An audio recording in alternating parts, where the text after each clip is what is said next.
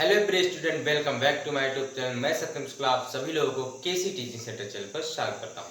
आज मैं आप सभी लोगों को इस वीडियो में कक्षा 12 रसायन विज्ञान के आंकिक प्रश्न को लेकर आया हूं, चैप्टर 2 विलयन के। ठीक है बेटा, तो मैं आप सभी लोगों को इस वीडियो में क्वेश्चन नंबर 61 और 62 हल कराऊंगा। चलिए देखते हैं क्वेश्चन नंबर 61 क्या कह रहा है।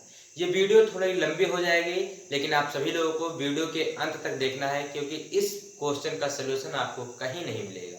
इसलिए इस क्वेश्चन का सलूशन मैं इस वीडियो में दे रहा हूं, तो आप सभी लोगों को इस वीडियो को अंत तक जरूर देखना है। चलिए देखते हैं क्वेश्चन नंबर 61 क्या कह रहा है। देखिए यहाँ पर क्वेश्चन नंबर 61 क्या कह रहा है। चीनी का जल में बना एक 5% भारा अनुसार यानी 5% का मतलब यहाँ पर क्या होगा कि 100 ग्राम यदि विलयन है तो उसमें से 5 ग्राम क्या है, चीनी है। ठीक बेटा, तो यहाँ पर आप लिख लीजिए हल। देखिए यहाँ पर हल आपको स्मॉल w इक्वल टू, यानी आपको पता चल गया कितना दिया हुआ है, 5 ग्राम दिया हुआ है। अब कैपिटल W यदि आपको ज्ञात करना है तो मैंने बताया कि 5% का मतलब बताया गया है यहाँ पर भारानुसार, यानी 100 ग्राम में 5% विलेय है तो कितने प्रतिशत विलायक होगा। तो आप 100 में से 5 को घटा दीजिए, यानी यहाँ पर विलायक का द्रव्यमान 100 माइनस 5 बराबर कितना हो जाएगा, तो 95 ग्राम आपका विलायक उपस्थित है। अब देखिए यहाँ पर क्या दिया हुआ है, विलयन का हिमांक कितना केल्विन है। ग्लूकोज के जल में बने 5% विलयन के हिमांक की गणना कीजिए यदि शुद्ध जल का हिमांक कितना। यानी यहाँ पर आप देखिए, यदि आपको डेल्टा TF ज्ञात करना हो, टीबी क्वथनांक आपको यहाँ पर ज्ञात करना है, डेल्टा TB इक्वल टू आपको ज्ञात करना है, तो क्या हो जाएगा यहाँ पर देखिए, तो TB विलयन हो जाएगा, TB विलयन, और फिर माइनस में क्या हो जाएगा, यहाँ पर देखिए हिमांक यहाँ पर दिया हुआ है, यानी F निकालना है आपको। यदि आपको V ज्ञात करना होगा तो सबसे पहले आपको TB विलयन रखना है। अगर आपको हिमांक ज्ञात करना होगा तो TF हिमांक रखना है आपको।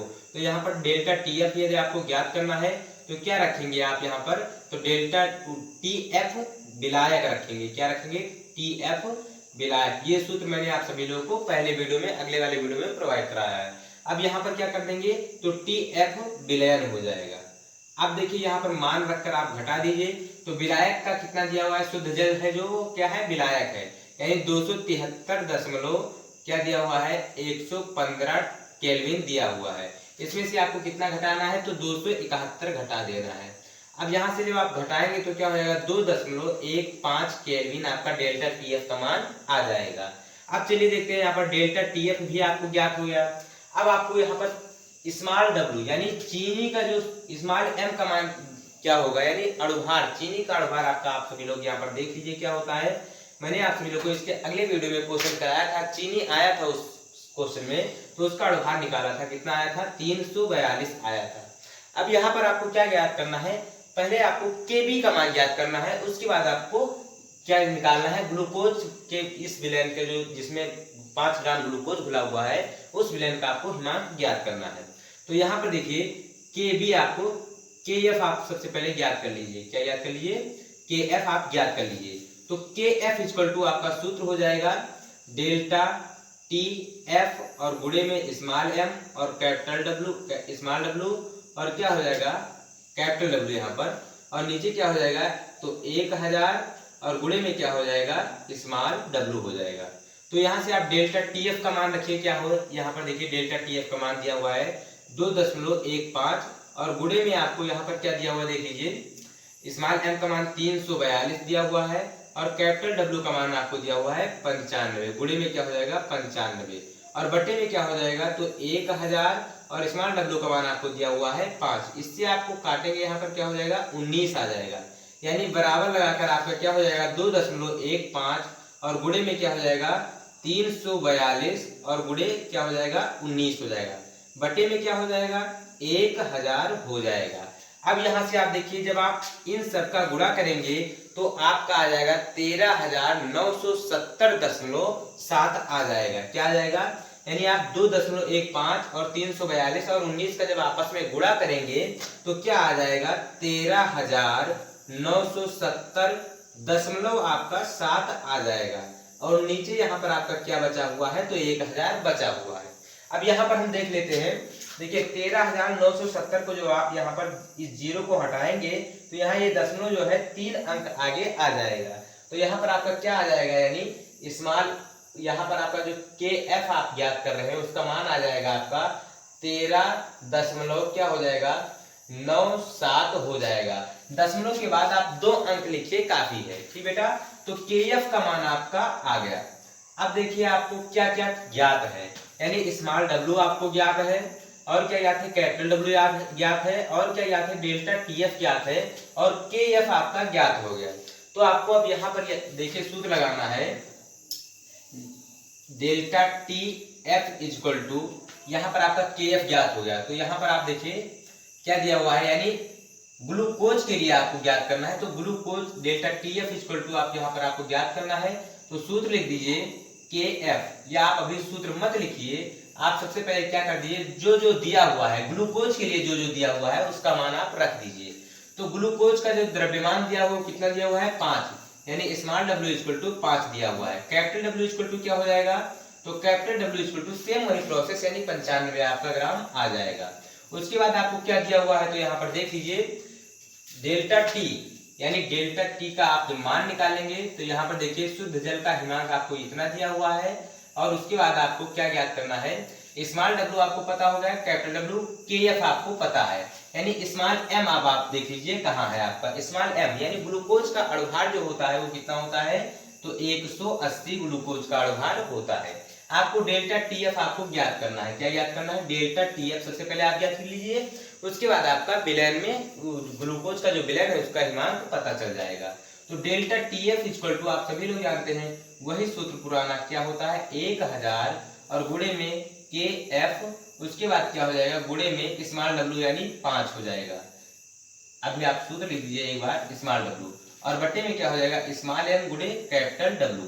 तो आपका मान यहाँ क्या हो जाएगा 1000 और गुणे में के एफ का मान कितना दिया हुआ है, तो 13.97 दिया हुआ है, और गुणे में क्या हो जाएगा यहाँ पर देखिए, तो स्मॉल डब्ल्यू का मान आपका 5 दिया हुआ है, और बट्टे में क्या हो जाएगा स्मॉल एम का मान आपका दिया हुआ है 180, और गुणे में आपका कैपिटल डब्ल्यू का मान क्या दिया हुआ है, तो 95 आपका मान दिया हुआ है। इससे जब आप काटेंगे तो कितना हो जाएगा 19 आ जाएगा, यानी डब्ल्यू इक्वल टू क्या हो जाएगा, जब आप इससे गुणा करेंगे तो आपका आ जाएगा 13,970। 2 जीरो से यहाँ दशमलव हट जाएगा, 1 जीरो पीछे लग जाएगा, या आप इस प्रकार कर लीजिए, यहाँ ये जीरो ना बढ़ाइए तो 1 जीरो से 1 जीरो काट दीजिए, 2 जीरो से जब आप गुणा करेंगे तो ये दशमलव आपका गायब हो जाएगा।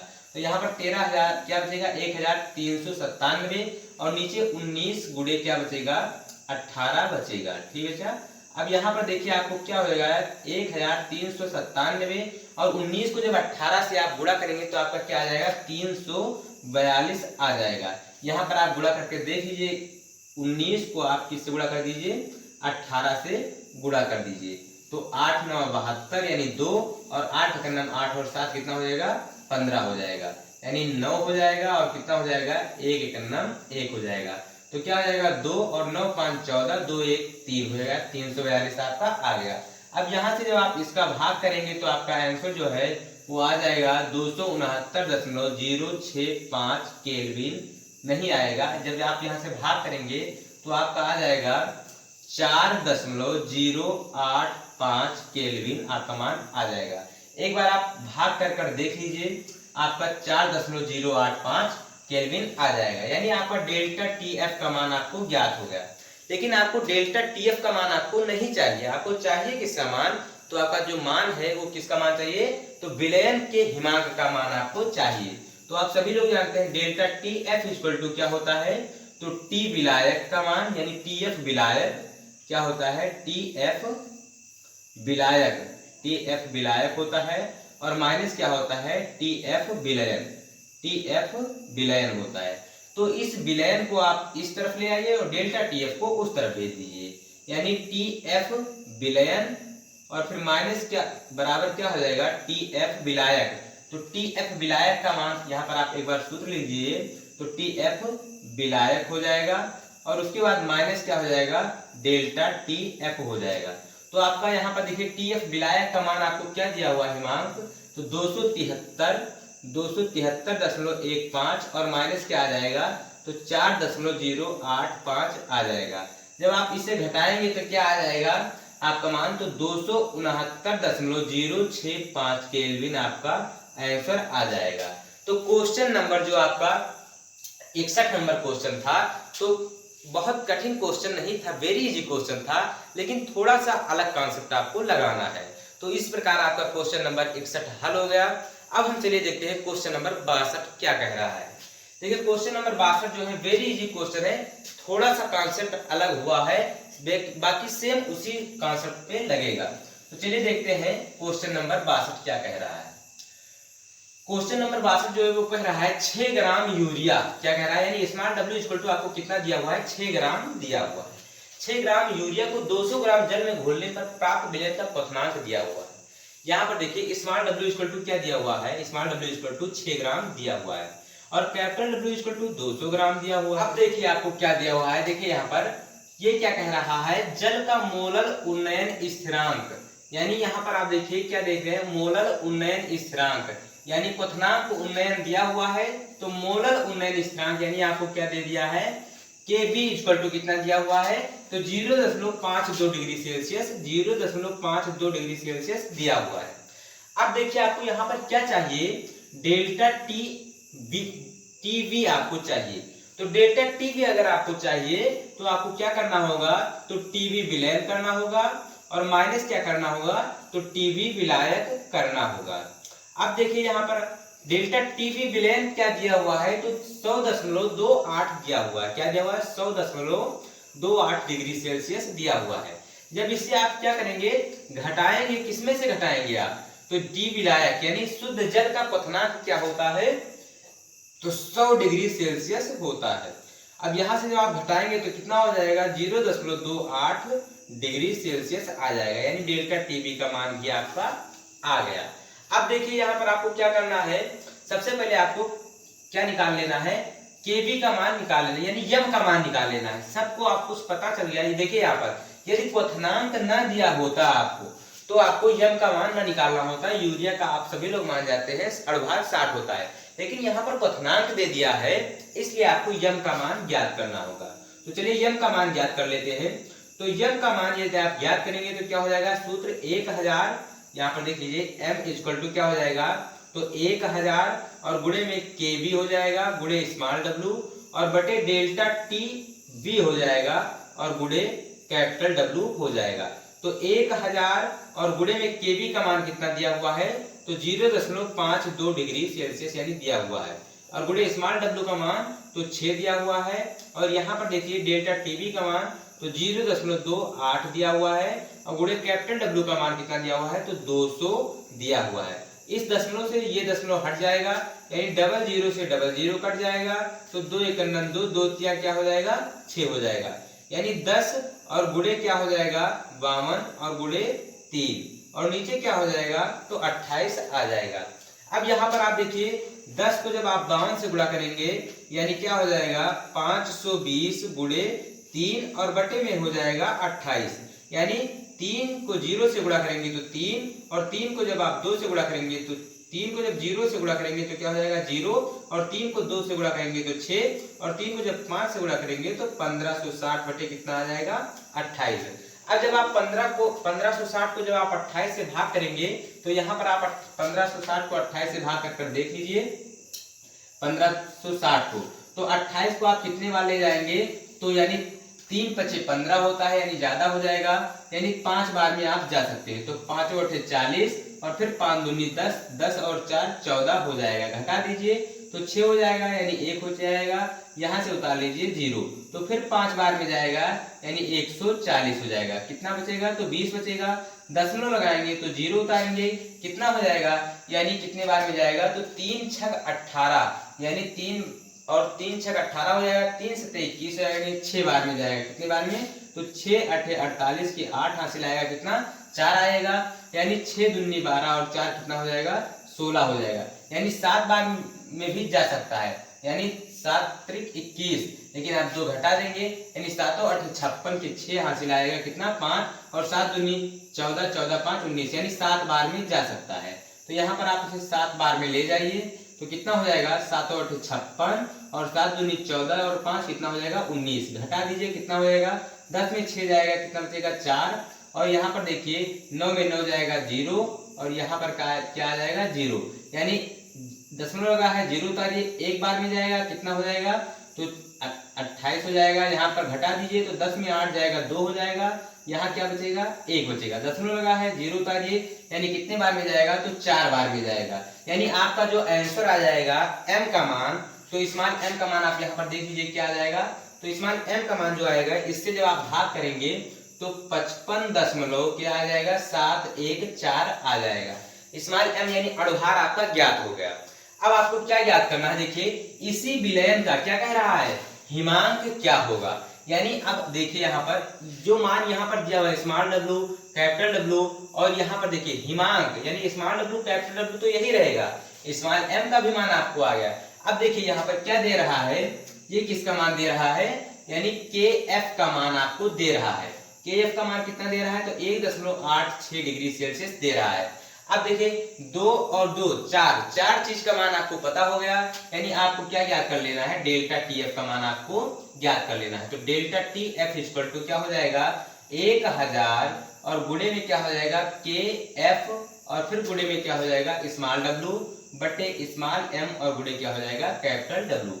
1000 हो जाएगा और गुणे में क्या हो जाएगा KF का मान कितना है तो 1.86 डिग्री सेल्सियस है और स्मॉल w का मान कितना दिया हुआ है 6 और बटे में क्या हो जाएगा तो 55 दशमलव क्या हो जाएगा 714 हो जाएगा और गुणे में कैपिटल W का मान क्या दिया हुआ है 200। 2 जीरो से 2 जीरो कट जाएगा, यहाँ पर देखिए ये क्या हो जाएगा 2 या 6 हो जाएगा यानी इतना हो जाएगा। अब देखिए यहाँ पर इस 10 से जब आप गुणा करेंगे तो क्या हो जाएगा, यानी 18 दशमलव क्या हो जाएगा आपका 6 हो जाएगा और गुणे 3 हो जाएगा और बटे में क्या आ जाएगा 55.714 आ जाएगा।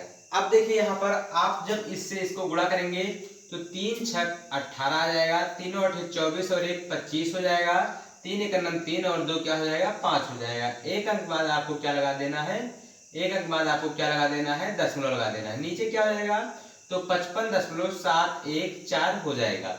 अब देखिए जब आप इसको इससे भाग करेंगे तो आपका आंसर जो है वो आ जाएगा 1.00 क्या आ जाएगा 15 डिग्री सेल्सियस आ जाएगा। ठीक बेटा, लेकिन ये किसका मान आया है तो डेल्टा TF का मान आया है। आपको चाहिए किसका मान तो इसी विलयन का मान चाहिए, विलयन का मान चाहिए। आप सभी लोग जानते हैं डेल्टा TF इक्वल टू क्या होता है तो T विलायक होता है, यानी विलायक और फिर माइनस क्या होता है T विलयन होता है। क्या होता है T विलयन होता है, यानी 1.0015 डिग्री सेल्सियस होता है।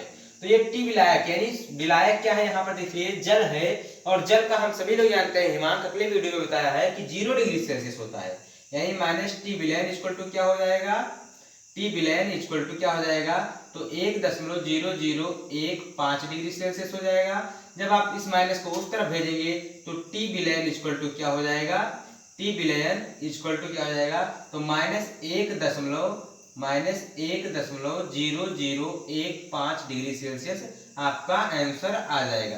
तो इस प्रकार क्वेश्चन नंबर 63 और क्वेश्चन नंबर 64 आपका 61 और 62 आपका हल हो गया। अब हम मिलते हैं नेक्स्ट वीडियो में, तब तक के लिए धन्यवाद।